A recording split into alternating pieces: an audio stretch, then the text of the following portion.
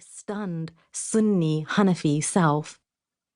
I talked to Muslim women who ran businesses and Muslim women who owned dogs, Muslim women who said forests full of trees, not mosques, were their sacred spaces.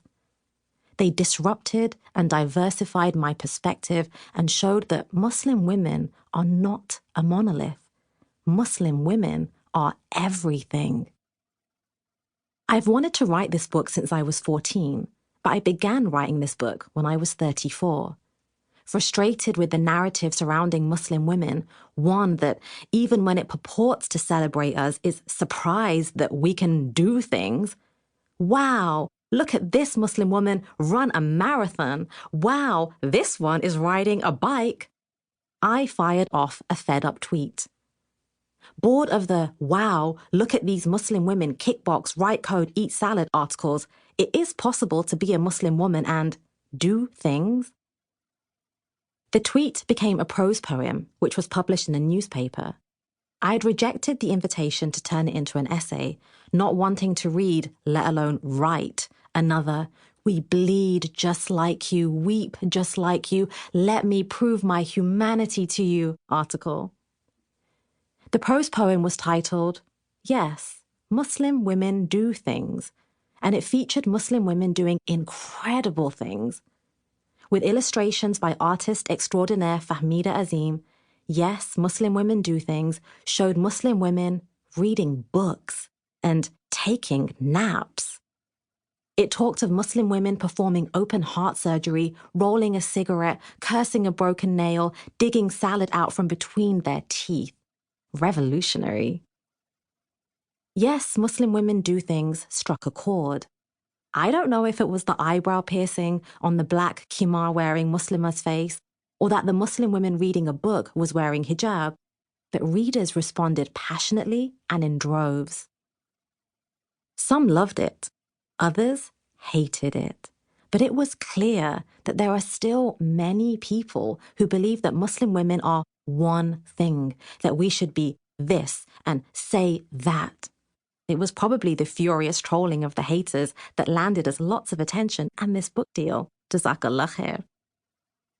Personal opinions aside, it's hard to ignore the facts. There are 1.8 billion Muslims on the planet in 2020, and growing at a rate surpassing any other religion, we are estimated to number 3 billion by 2050. Soon, 1 in 4 humans will be Muslim, and half of them will identify as Muslim women.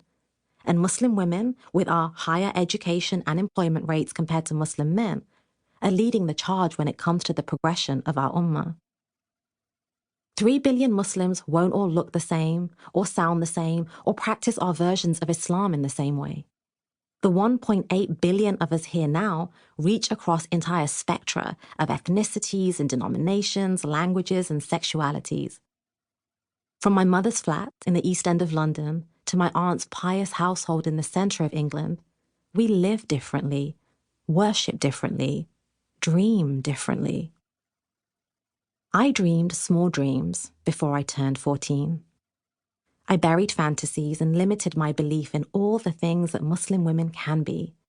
Because even though I was raised by complicated, brilliant Muslim women all around me, from the mosque committee to the school board to the Houses of Parliament, it was men who ran and ruined things. Men told us that women must be subordinate and stay small and quiet. But that year, as I met Muslim women who made me uncomfortable and curious, my ideas of what we could be, what I could be, expanded to fill a universe. The Muslim women celebrated in this book do everything: fly to space, start multi-million-dollar businesses, get fired from their jobs, jump over hurdles, bake cakes, take naps, wake up late and do it over again.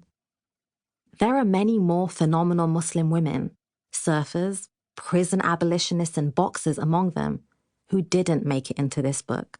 There are too many brilliant Muslim women for one volume. This book, born of frustration and ignited by a tweet, is a celebration of the sisterhood, of women questioning and redefining what it means to be Muslim and a woman.